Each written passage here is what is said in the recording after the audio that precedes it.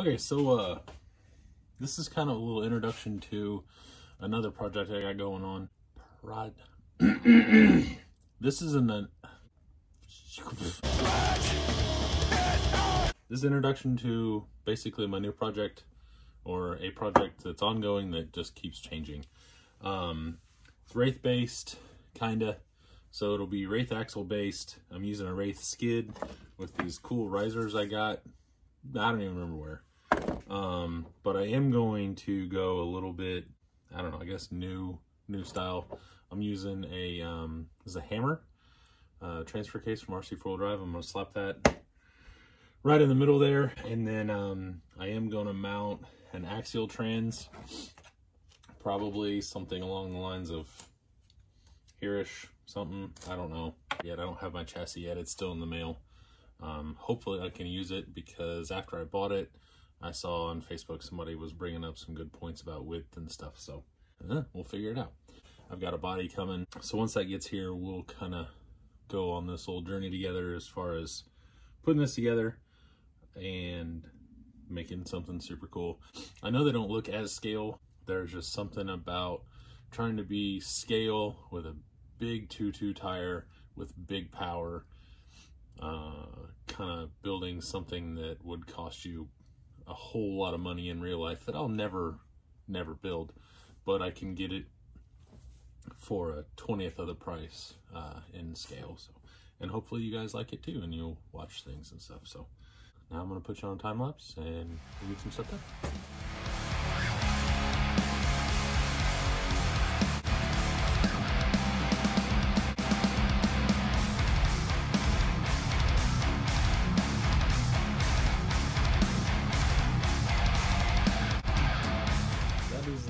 That's the basic chassis rundown for this guy. And then I'm gonna, like I said, I'll take this that transfer case, throw it somewhere probably like that, and then once I get my rails, I may get them by April, and it's December now, I guess. But anyway, so my thought is basically put the motor here, that way the output shafts are lined up and everything. We'll have to see. I mean, the lazy me wants to just put the Wraith transmission in the middle like it's supposed to do, but that's not very interesting and that's not very fun. And it should actually be a little bit better. That'll give it some gear. That's 3500 kV, which is a little faster than what I really like. I like wheel speed, but I like to do it with voltage and spin the hell out of it. But if I can run it through there with a decent sized gear, and then this has like a 1.47 to 1, and then down to the underdriven axles, hopefully I can kind of slow it down a little bit through all the gear reduction. So I'm kind of building an all-around just big power trail truck, so we'll figure it out. But for right now, I have to go inside, so I will come back at a later date and we'll continue. I got the BPCustoms Wraith Skid Gen 5 chassis rail conversion chassis yesterday, and I put it all together. I've got it on my SSDs, and the chassis is nice, but it's not bent. They're straight. And if you have ever tried to put together a Wroncho or anything, you know why the chassis needs to be bent, because the skid is 47 feet wide. And so the problem is these rails are uber wide. You can kind of see that they just don't bend. I actually have them pinched together in the back with a SCX10 frame rail, like a brace. I don't know what it is, but my throat gets really dry all through the videos and stuff, so I drink water. Anyway, this thing was like almost 60 bucks. I think it was like $64 shipped to my house. And I understand that running a laser is expensive. And I understand it's a custom chassis and they have to sell some to make money. But an engineer throwing a couple bends in these would have made a world of difference to me. Because now I may end up chopping the back of it off anyway. So that this part doesn't really matter to me. Back here right behind the link mounts and everything, I may actually use this to bolt the cage and the sliders too. Like use this hole here maybe one of these holes and then this to do everything, and I may just lop it off right after those mounts. Or I may not. I'm not 100% sure yet. So if you don't pinch them in, you can see how close the shocks are. And I've got them pushed out with nitro fuel tube and stuff like that. And I've already pinched them together. So they have come together a little bit. Come together! Just from me doing that. And I just feel like for the money, it would have just been easier to, I mean, give me something. Literally, I got some nuts. This is in a different bag that didn't come in this bag. My cross braces. So I got the rails, these cross braces, which just further enforce how wide this thing is.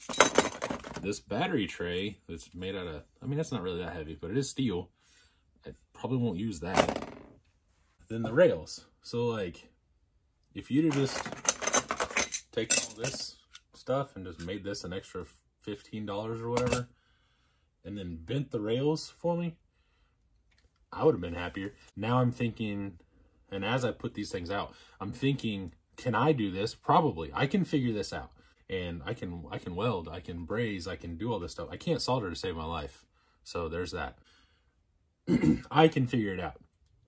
However, once again, and I've made this is how I make links, this is how I do, or just easy, you know, locker and gear installation stuff.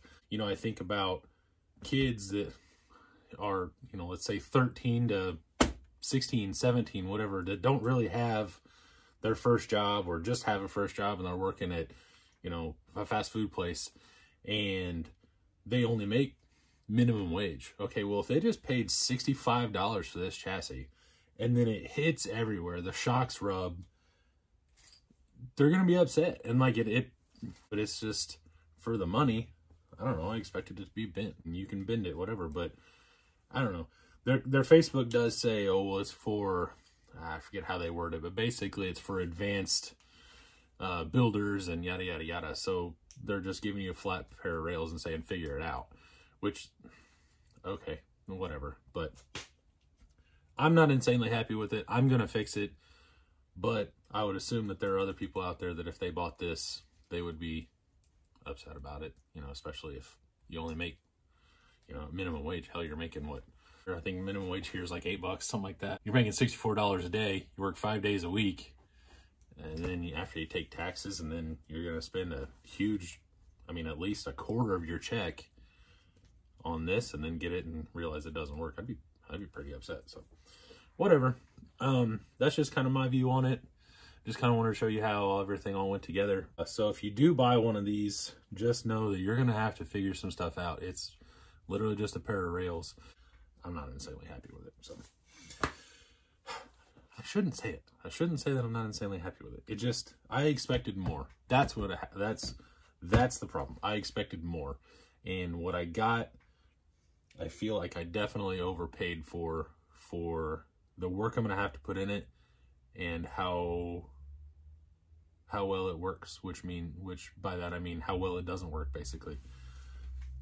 Oh well, I've already spent the money and I can figure it out, and I'll figure it out. But this is just a forewarning for anybody that wants to buy this chassis, which who knows how many of you there are, but still, I probably would have went a different route if I would have known and really thought through this. This wasn't an impulse buy by any means, but anyway, that's it. I'm going to continue doing this, but this is just a little video I wanted to throw out about the chassis. If you were thinking about buying it or anything like that, but if you were thinking about buying it, that's the story of it. You better have a welder and some decent, I mean, at least somewhat decent fab skills to figure out what you're doing. So that'd be it. Appreciate you watching, and I'll see you next time.